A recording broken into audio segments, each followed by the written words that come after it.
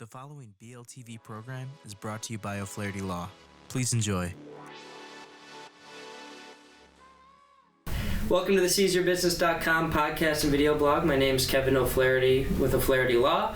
Bryan McDonald from OnPurpose Growth couldn't be here today, my co-host, but I'm here with Liza Oliva from Simply Destinee Youth Center, and she's going to talk a little bit about what she does for anti-bullying for kids, and also our topic is going to be social media, and that's how she kind of gets the word out about the Youth Center. She's going to teach us some of her tricks. So thank you so much for joining us, Liza. Thank you for having me. So tell us about Simply Destinee and what it is. So Simply Destinee is a youth center, and we're a 501c3 self-funded center, and we promote suicide awareness and prevention and anti-bullying in memory of my daughter, who I lost in 2010. Okay, tell me how you incorporate, the dance part of it with the anti-bullying. So my brother was a choreographer, and he was working with youth at the time that I lost my daughter. And we lost two other kids that same year, so we realized that there was, a need for something that the kids could do, and a lot of the kids love to dance. My daughter loved to dance, and she loved to sing. So we used the dance as a way to basically connect with the kids, and what we do is we teach them to dance, which helps them with self-confidence and self-empowerment, and then we teach them other topics which also go hand in hand with the awareness piece, as far as just empowering them to love themselves the way they are. So we tell them all the time, we're not expecting 100% from you, but if you say that that's your 100%, then that's good enough for us. We're not expecting you to be perfect, because there's enough critics in the world. Sure. So is it if a kid comes to a class, is it kind of like part of the class will be dance and part will be like a little talk about a topic like that? Yes. We generally teach them the dance, but we also do a lot of communication skills with them. One of the rules is no cell phones while they're at practice, just so that they learn to communicate with other kids. And then there are days too that we just take the music out altogether and just do, a peer session. And we talk about a lot of events that are going on in the world, things that, might be on social media or the news, and how it's affecting them and how, they should react to those situations. What's the age range of kids you deal with? So all the kids in our group, our smallest ones, which we call dance buds, are 7 to 12. And those are the ones we focus on anti-bullying. And then our older kids are 13 all the way to 21.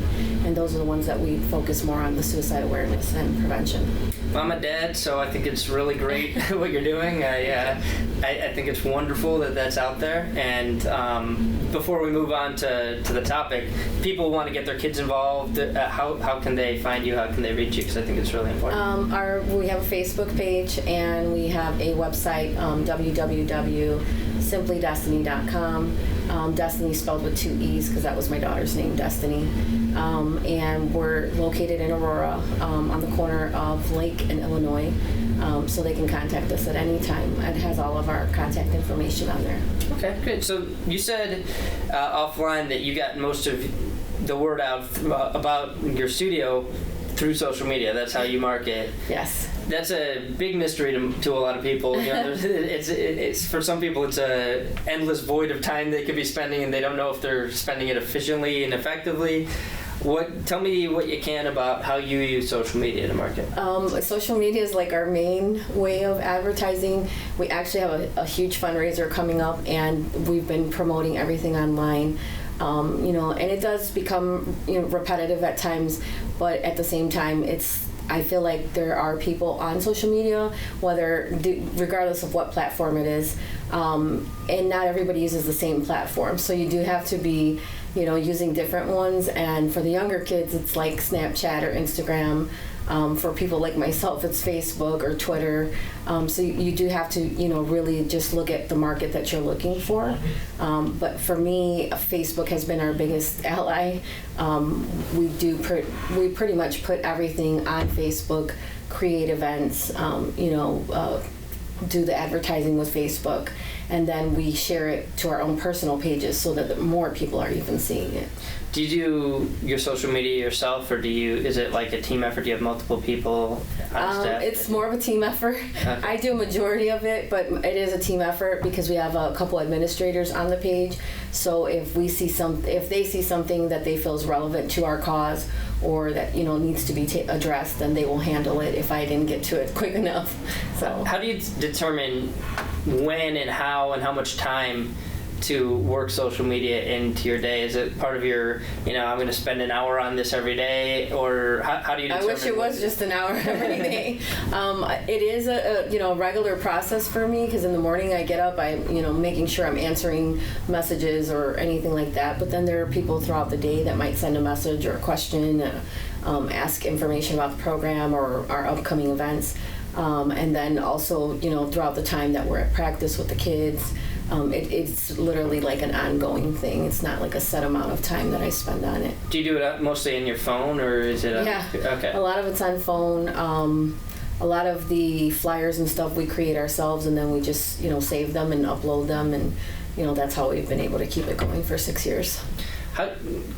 So we use social media, and often I feel like we're putting stuff out into the void, and it's not getting a lot of engagement from people. And you don't want to just add people to your company and then spam them with stuff. How do you engage your following? How do you actually turn your time that you're spending on social media into engagement from people? Well, a lot of, I guess, from where I'm from too, we are a smaller community, so a lot of people know my situation and they know like what it is that we're trying to do. So I really haven't had a hard time with that. I can literally put out a post and a request for something. We do journaling with the girls. So one time I put up a post saying I needed journals. And I'd say by the end of the day, I had 4 people drop off journals at the studio. So for me, I feel like there are people that are really watching to see if it's something that they feel close to their heart or a connection, then they're more likely to be paying attention to whatever it is that's being posted. You said offline that you would kind of boost some of your posts through Facebook ads. Tell me what that's like, how that's working for you. I've heard a lot of good things. We've never actually done a Facebook ad ourselves. So I've done it a couple of times, and just depending, usually it's for like a fundraiser, or if it's an upcoming class of someone that's really prominent in the dance community, and we're going to do a special class. I've done it for that, and it has worked because I've had people reach out to us and say, hey, I saw this photo for your class that's coming up. Can I get more information? And that for us is a big thing because we want to get more kids through the studio and more people to recognize that we're there. So for me, generally for the 10 or 20 bucks that I'm spending, it usually is, worth the time. How do you, so you say you use Facebook, Twitter, Instagram.